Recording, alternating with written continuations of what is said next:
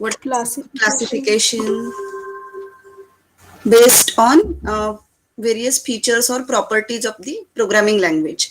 So here programming paradigms means the ways we can program the different types of programming practices you can perform. So this is the first core subject of your computer science course.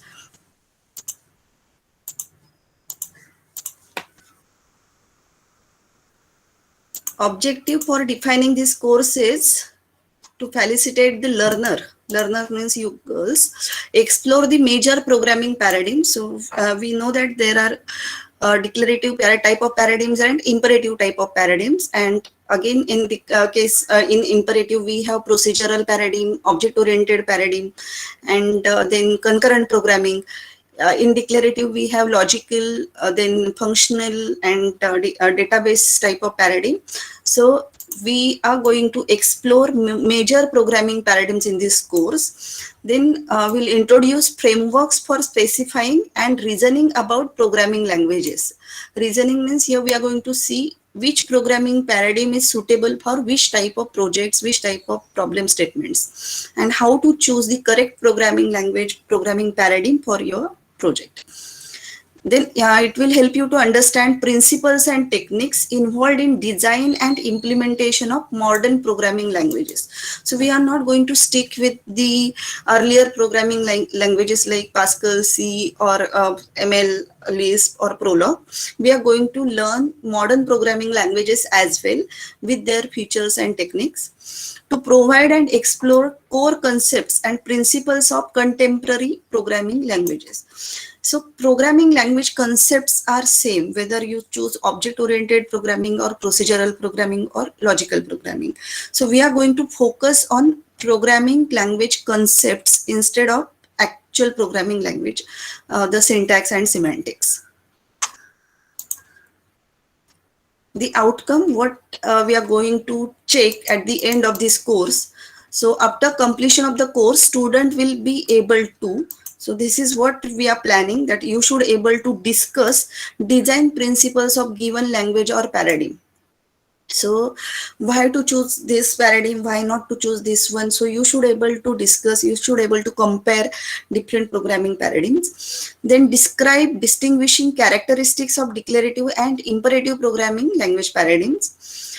Demonstrate, you should able to demonstrate different forms of declarative declarations, typing, binding, visibility, scoping, lifetime management for various programming language constructs. For time being, you may not understand these keywords, but in the course, as course will progress, you'll understand what is meaning of declaration, typing, binding, visibility, and how these are very important characteristics or features of programming language. Then you will able to choose a language or a paradigm suitable for solving a particular problem. So depending upon the problem, you are able to choose a particular language. You should able to compare different programming languages from the point of view of their underlying design principles. So we are going to focus on design principles of various programming languages. So girls, just go through these objectives and outcomes. Outcomes are displayed on Moodle Classroom as well.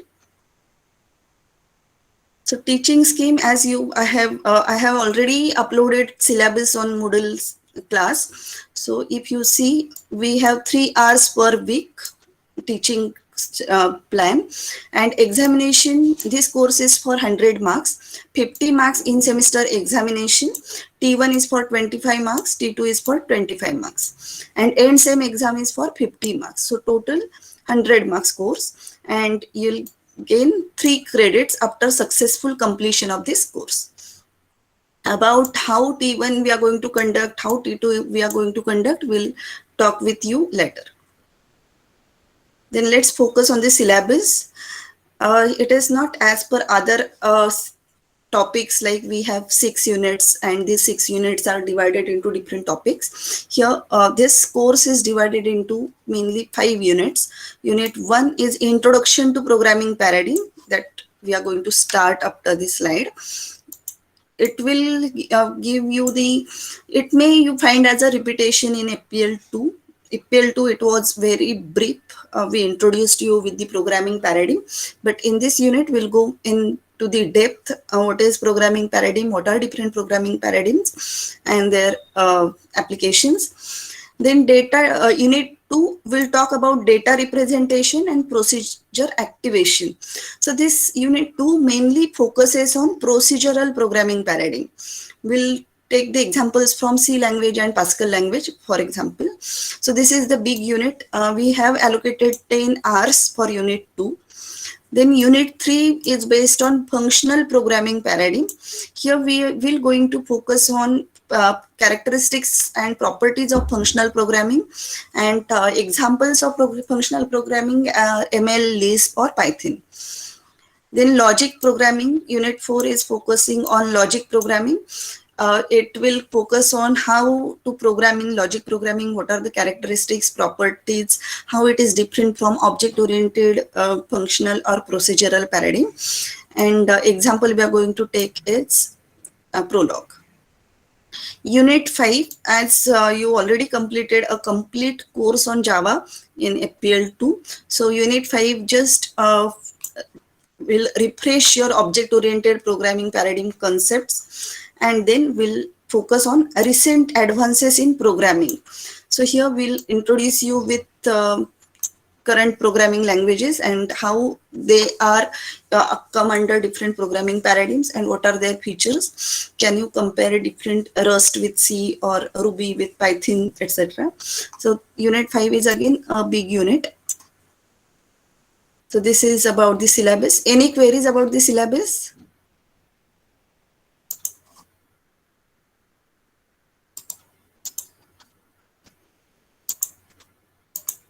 So if you have not seen the syllabus, just go through this. Objective, outcomes, then introduction to programming languages. It should be programming paradigms. Then data representation and procedure activation, functional programming, logic programming, and object-oriented programming. So this unit is, we are going to cover in 6 hours. Then this is for 10 hours. This is again for 9, 8 and 9. So total 36 hours plan. Reference book.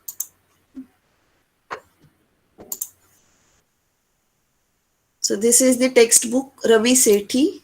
I'll explain you which chapters to refer for which unit from Ravi Sethi. And you can find soft copy of this book. Just type this title in Google and you can download PDF of this Harold Abelson book, Structures and Interpretation of Computer Program. Mainly unit 2 is from this book. All other units are from Sethi, Ravi Sethi. And for extra references, if you want to explore few topics more, then we have Rusta, Sebesta, Alan Tucker and Gezi. These books can be used as reference books. Online reference, if you wish, you can join this NPTEL course. It is free of cost. Only for gaining a certificate, you have to pay 1,000 rupees. Any queries about the syllabus?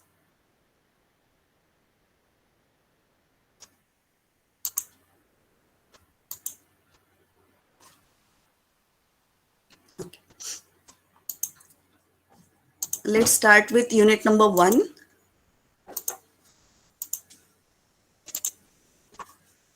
Introduction to programming languages or programming paradigms. So as we have seen in the syllabus, this unit will cover role of programming languages. Then we'll see how programming languages improved towards high level languages. We have seen this in first year FPL2 course, from low level to high level, how the languages have gained the various properties. Then problem of scale, programming paradigms, language implementation, expression notations, abstract syntax trees, lexical syntax, context-free grammar, variants of grammar. So like English or like any other language it's supported by underlying grammar. How compiler understands that this is the syntax error or this set statement is correct? Because compiler compares your program with the grammar. So every language comes up with the grammar. So we are going to learn different types of grammar: lexical syntax, context-free grammar, the need of structured programming, syntax directed control flow, uh, and design considerations. How to select proper design, how design is important step before programming. You cannot never start with the implementation directly. You have to first draw a flow chart or design. Proper design should be there. Then handling special cases in the loops. So you have studied different types of loops like for loop, while loop. So there are few cases like when you get the errors or some lines in the loop may not never execute. So we are going to learn what are special cases in the loop and how to handle these special cases. Programming with invariants. Loop invariants. This is called invariants, means the type of program which is not going to affect with the variable statements from the loop, that we are going to learn. Then control flow in C language. So this is, you may think as this is the heavy unit, but to start with, we are starting with what is the role of language and towards high level language today. From the next lecture, we'll start with actual programming design concepts. So as you know, what is a language? It is medium of communication, right? So language is spoken language, then some what we can say mysterious language or sign language, different types of languages which will convey a message from one person to other person. So it's in this is the dictionary definition. Language is structured system of a communication used by humans based on speech and gestures. So it can be a spoken language, sign language, or written language. And different natural languages are English, Sanskrit, Hindi, French, etc. Then what is a programming language? It is a notation for specifying, describing, organizing, and reasoning about computations. Programming language is basically a language between user and machine. So if whatever the user want machine to do, so programmer will give instructions, machine will perform those computations, solve that problem, and display the result. But these computations need to be instructed in specific format. So notations for specifying, describing, organizing, and reasoning about the computations. It defines relationships, semantics, and grammar, which allows programmer to effectively communicate with the machine that they program. It is the notation system in which machine readable and human readable form. So it should be both machine readable. Machine should understand what programmer wants to do, and human readable. So it should not be a difficult language for a programmer to create a program. It's a formal language that specifies set of instructions that can be used to produce various kinds of output. So programming language, what you can say, it's a tool for instructing a machine, a mean of communicating between programmers, a vehicle for expressing high level designs, a notation for algorithms. Just compare your algorithm with a program. You have done C programming and Java programming. So it is a tool for instructing machines. It's a mean of communicating between programmers. How it can a mean between communicating between programmers? A program written by one programmer should be easily understandable by other programmer. Other programmer should able to add or modify the program which is written by different programmer. So that means it is communicating between programmers. A vehicle for expressing high level designs. So note that design is the previous step before programming. So design, that is high level design, should be very neat and clean so that it can be translated to the programs. Notation for algorithm. So algorithm is ready. You have these steps like start, accept element or accept number, display result, and stop. So whatever the accept numbers you have to translate into a programming language. So what is a notation to accept a number? In C language you use scanf. In Java you use scanner class. So you have to convert that algorithm into notations, a way of expressing relationship between concepts. Then a tool for experimentation. We have to solve a problem for different inputs or for various data. So instead of solving each manually, we can write a code. We can provide that set up input as an array or a file, and let computer performs the operations and display a result. So it is a tool for experimentation, a mean of controlling computerized devices. So you can write a code to control computerized devices like drone or say washing machine. You can write different programs like microcontroller code to microwave or various computer operated devices. Role of programming language. We have already seen what is the role of programming language.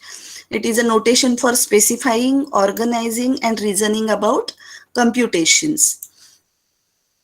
Role of programming language is to provide a way of organizing computations. Main role is make use of machines easier to use. Machines are there. Machines are ready with their power capacity. We have i3, i7, i5 machines with the high-end processor and memory, and we are waiting for a programmer who will write us very nice programs and make use of these machines. Let's see the journey of languages towards high-level programming.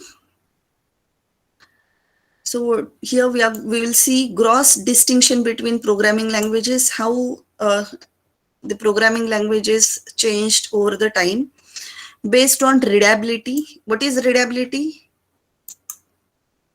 Readability. Program is easy to read, means after reading a code, user should understand that what that program is trying to do.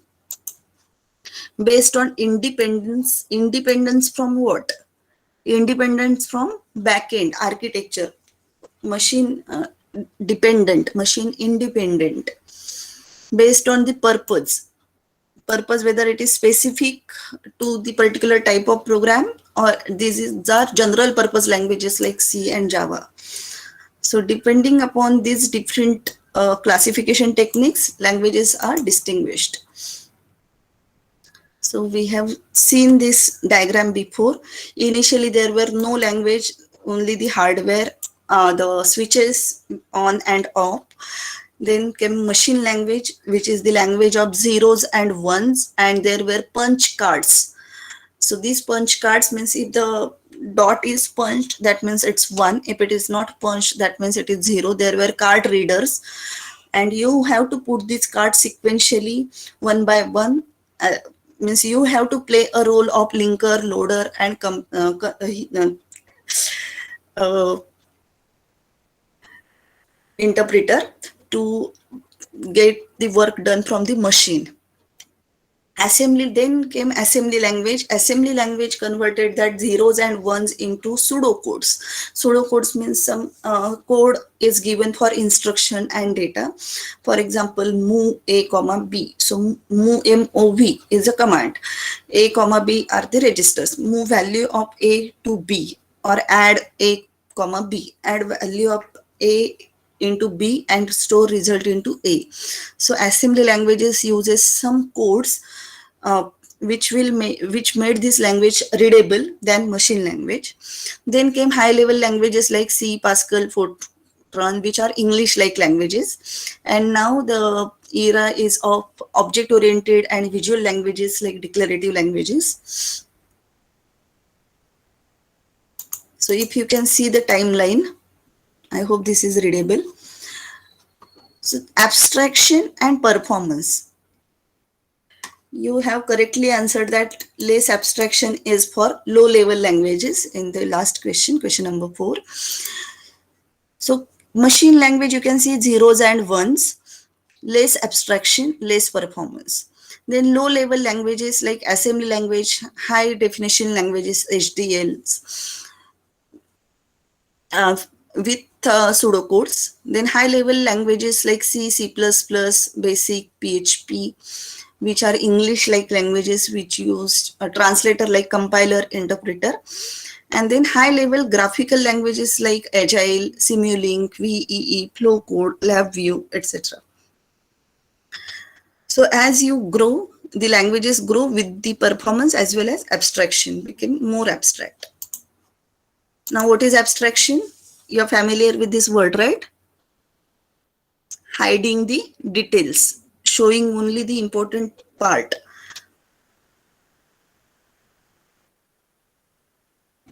So let's see in the detail what is machine language.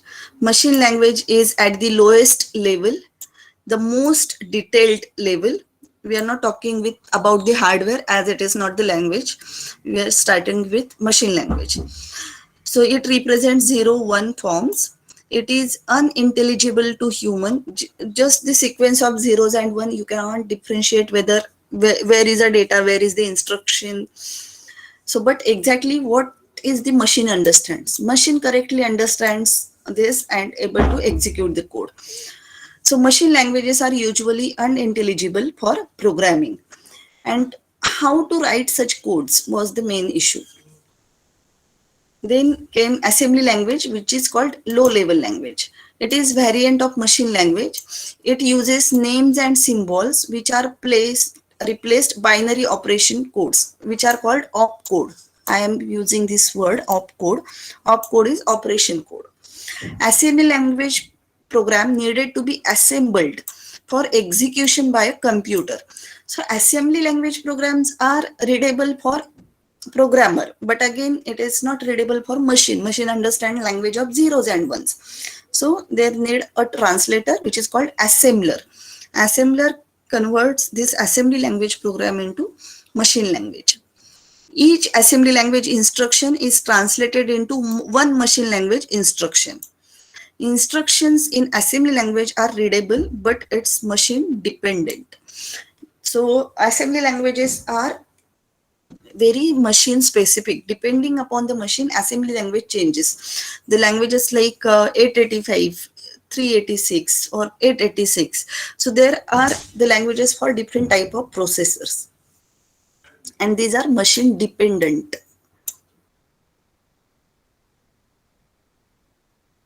Program consists of sequence of instructions assembled as shown in a figure.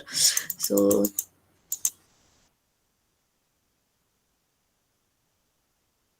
this is the instruction load R1 comma B. So we want to load value of B into register R1. Then load value of H into register R2. Then multiply R1 into R2 and store result into R1. Then divide this R1 with 2. As 2 is literal, that is integer constant, we have to precede it with hash. And return. Return is the statement. So this is the code. Let me show you here. M of 0 is 0, initialized to 0. Then read M1. If M1 is greater than equal to 0, go to 5. This one. Then M0 minus M1. So M1, M0, these are memory locations. And here initially it is 0, then everything is converted into the terms of memory. This is the output. This is the input. So assembler need to convert assembly language program into machine language. This is not the machine language code. This is again assembly language code. It is intermediate code. It is called 3 address code. Before converting this program into the zeros and ones, it is converted into intermediate representation. So this is random access machine for RAM. So how RAM works? Read is from that particular memory location. If it is greater than 0, then go to 5, else go to 7. So note that go to statement is not used in C or C++ or Java, but it is used in assembly language.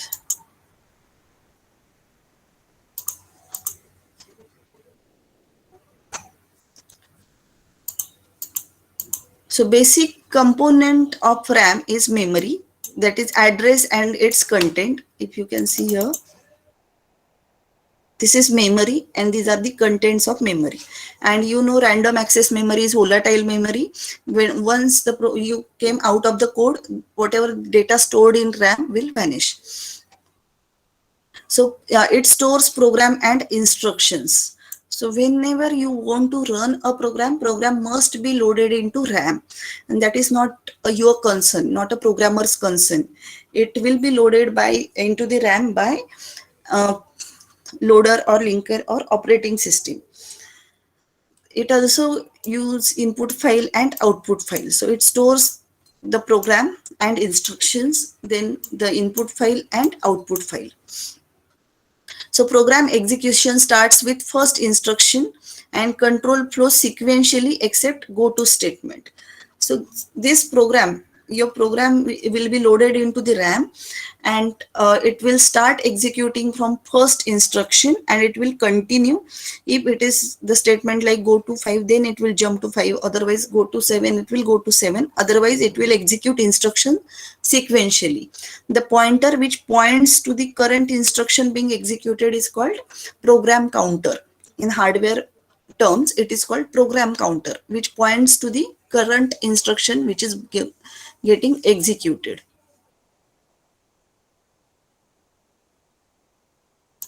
In case of high level languages replaces machine and assembly language. Benefits of high level language, you have seen both the high level languages in first year semester 1 and 2, C and Java. So these are readable, familiar notations, English like languages, machine independent, so portable. Availability of program libraries, like in C we have .h files, in Java we have input or we can import various packages.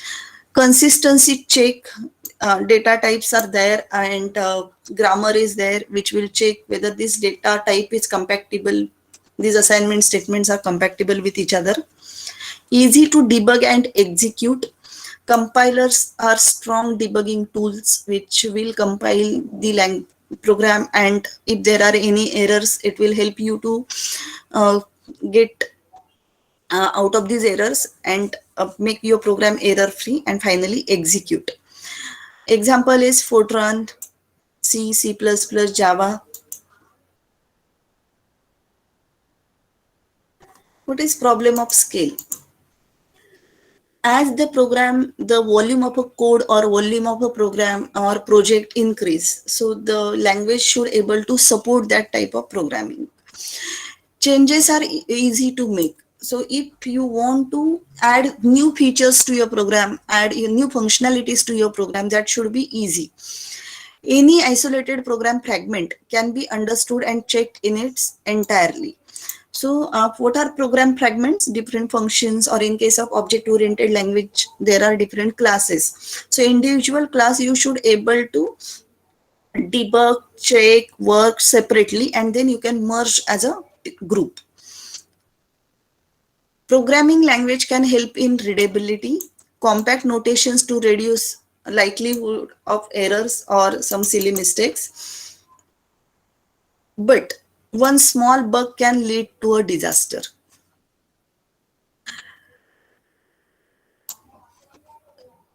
Do you know about this story? Mariner rockets?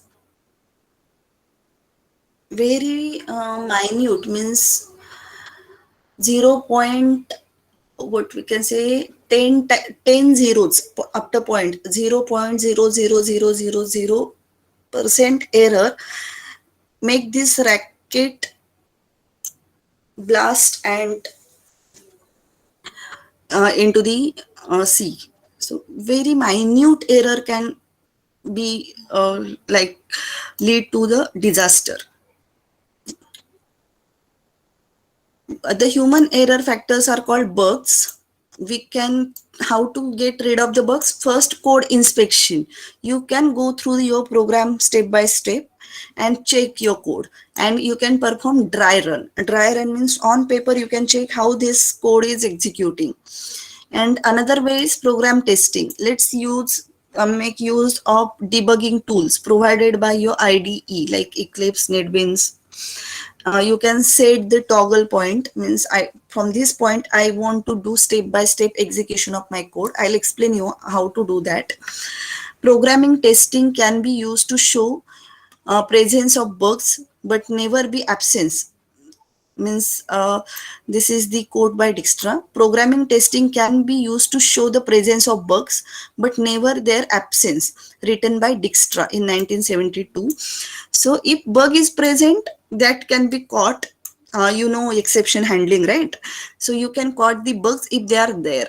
But if there is no bug, your program is error free, but still it is not executing properly. These are some logical errors. It is difficult to find out such errors. That's why Java insists to use exception handling, but not all the languages. So role of programming, the art of programming is art of organizing complexity. The problem, don't focus on the problem, focus on the solution.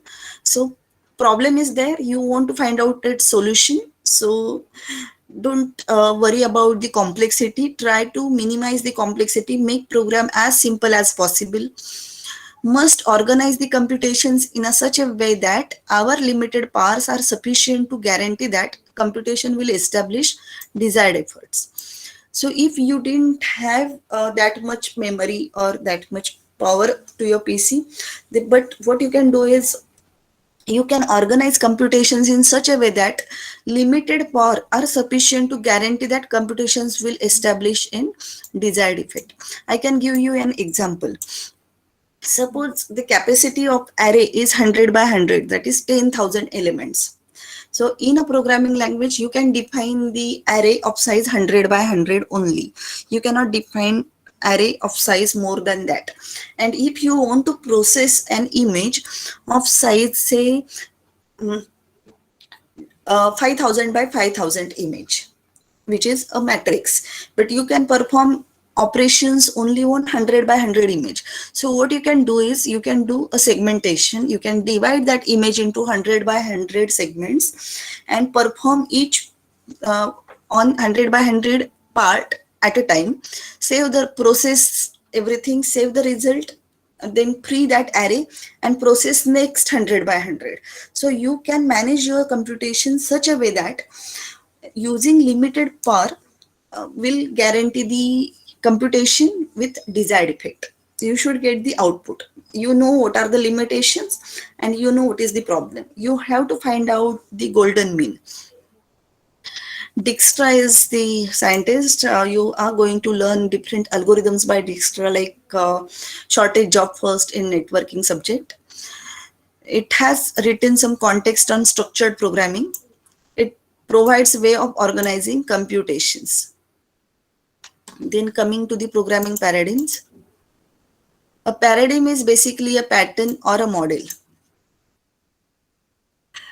A programming paradigm is a fundamental style of computer programming. This style shows the way of building structure and elements of a program. So it is like a backbone, or you can say a blueprint which help you to create your programs. Classifications are imperative, which are machine model based, or what you can say is von Neumann model. Then functional, logical, these are come under declarative way, and object oriented, it is again a part of imperative programming. So imperative, declarative, and they have created a new paradigm for object-oriented programming. But note that object-oriented is also part of imperative programming.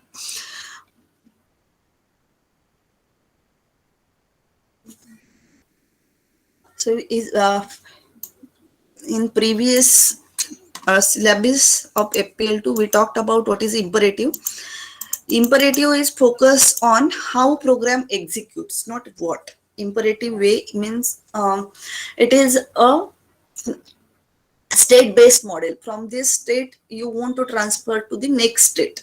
You are in state 0. After doing some operation, you will be improved to the state 2, then state 3, then state 4, and then stop. So it's a sequential way, or the how you are executing the code. It is based on the commands that update variables in the storage. The Latin word imperate means to command. That's why the name is imperative programming. The language provides statements which are assignment statements which explicitly change state of the memory. For example, you have a variable, say A, and its value is 1, and then you have assignment statement A is equal to A plus 1. So after executing of this statement, A is equal to A plus 1, value of A will change from 1 to 2. Initially it was 1. Now after executing A is equal to A plus 1, this value is changed. So these are assignment statements which explicitly change the state of memory of the computer. This model is closely matches with actual execution of computer and high execution efficiency. So it is it is similar to the hardware, how it executes computations. That's why its execution efficiency is high. Many people also find that imperative paradigm to be more natural way of expressing themselves. Like you might have find C more easy than Java, because it is the at the same way that how we think, we start with the problem and we reach to the solution. In case of object oriented programming, they start with the solution and try to combine the solution to get a solution of bigger problem. So examples of imperative, or these are the examples of procedural programming: Fortran, Algol, Pascal, and C. Functional paradigm. In this paradigm, we express computations as the evaluation of mathematical functions. We have unit 3rd based on functional programming. There we are going to learn how programming language functions are different from mathematical functions. But for time being, just note that this functional programming paradigm is based on mathematical functions and not on functional programming functions. Sorry, not on programming functions. Functional programming paradigm treats values as single entities. It is not similar to variables or values. These values are never modified. Instead, the values are transformed into new values. Just to give you an example, it is like a function, or how you solve mathematical equations. Given x, y, z as this, apply the formula and you calculate the result. So x is, suppose you have to calculate simple interest. So x is given p, q, r, and you have to calculate simple interest. So these are the values. These are not the variables. So they are not getting modified. The values are going to convert into new values. Excuse me. Computations of functional programming, functional languages are performed largely through applying functions on values. So this is the prefix format. It is operation and then argument. You can imagine like it's a function and these are parameters we pass to the function. For example, add function 4, 5. So it will add 4 plus 5 and will display the result. Next paradigm is object-oriented paradigm.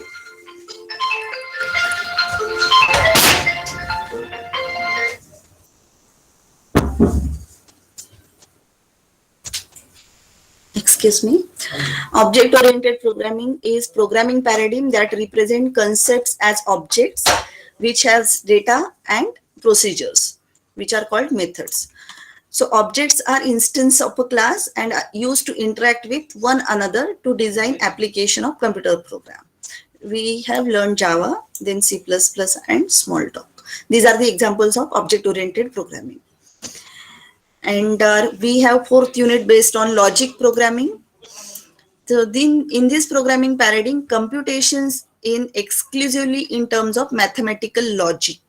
So logic means it's a predictive logic. The statement can be either true or false, not the both at the same time. For example, it is raining.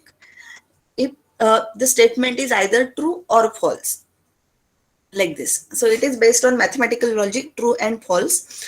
The logic program paradigm focuses on predicate logic, in which basic concept is relation and it is based on logical reasoning. If it is raining and means like this, you have to come to the case whether this is true or false. For example, let us consider now how we can define a brother relation in terms of simple relation. So using the prologue logic, one can say that X is brother of Y. Here X is brother of Y. If brother X of Y, if brother X of Z, then what is the relation between Y and Z? And both are males, X and Y are male and X and Z are male, then Y is also a brother of Z. So if given, so these are the predicates, brother X comma Y, brother X comma Z, these are the predicates, means given, and you have to check whether brother Y comma Z question mark. So answer should be true or false. So in this case, if X, Y and Z is equal to male, means they are male, then you can say that Y is brother of Z. It's true. So such type of programming is called logic programming. So to summarize programming paradigms, we can say that imperative programming key concept is command or instructions. We are sequentially executing instructions. Program is a sequence of commands. Execution is executing a command, and result is final state of computer memory. You will get the finite output. In functional programming, key concept is function. Program is collection of functions. Everything is a function in case of functional programming. Program execution is evaluation of functions. Depending upon the order you call the functions, it executes. Normally it is from inward to outward. Innermost function is executed first. And what is the output? Value of the main function. So when you return back to the main function, whatever the value, that is your output. Logic programming based on predicate logic. Predicate, what are the predicates? Predicates are the statements which are either true or false, not both at the same time. Program is logic formulas, axioms and a theorem. For example, and or it is a combination. If this is true and this is true, then what will be this, like this. Program execution, it will try to prove a logic of a theorem by applying rules or predicates. Output is failure or success of proving. So if you assume that it is raining and you solve the problem, and you will come to the conclusion whether there is it is raining or not. So output is true or false. In case of object oriented programming, key concept is object, collection of classes of object. Program is what? Collection of classes of object. Exchange of messages between object. This is how program executes, how you call methods using object. For example, complex C1 dot add, C1 dot delete, C1 dot display, like this. When you call a function, it is called message. So exchange of messages between object, and final state of object state is your result.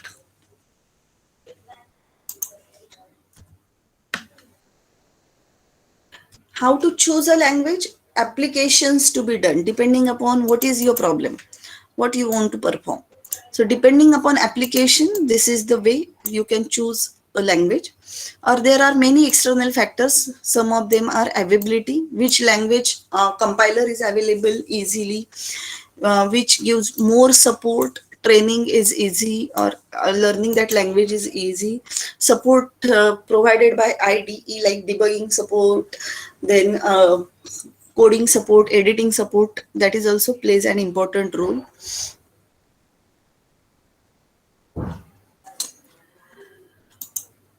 As we have seen, high level languages are more readable to the human, but we need to make them machine readable too. So to fill this gap, it is called language implementation, or bridging this gap, we need a translator. This translator can be a compiler or interpreter. Compiler converts source program into machine code. Explicit machine code is there, for example, executable file or obj file. Sorry, this obj file will be executed to get the output. Compiler is a computer program that transforms code written in high level language into machine code all at once. So starting from line number 1 to line end of the line, it will convert entire code into machine code, and that machine code is executed step by step to get the output. In case of interpreter, every line gets translated and executed at the same time. So an interpreter is a computer program which converts each high level program statement into the machine code, one statement at a time. And that's why you get output immediately. There is no machine code. Explicit machine code is for the interpreter. To compare compiler and interpreter, so compiler is a computer program that transforms code written in high level language into machine language. Interpreter, which converts each high level statement, program statement, into machine code. It gets translated and executed at the same time. It converts complete program at once. It converts line by line, one line at a time. Intermediate object code is generated, so it generates intermediate object code. No intermediate object code is generated in interpreter. It is more efficient program, need to be compiled every time. So no need to compile every time. Once it is compiled, you are not changing the source program. So if for every run, so this is translated code. Translator already translated source program into machine code. So every time, for every new input, you're going to execute this machine code. No need to compile again and again. So this is compile once, run many times. More efficient program, need not to be compiled every time. But in case of interpreter directly translate it to the output. So for every new input, you need to translate this code and then execute it. So it is less efficient. Every time program is converted into low level code. Not flexible, and it is more flexible because every instruction you can change as per you want. So that's it for today. I'll stop here.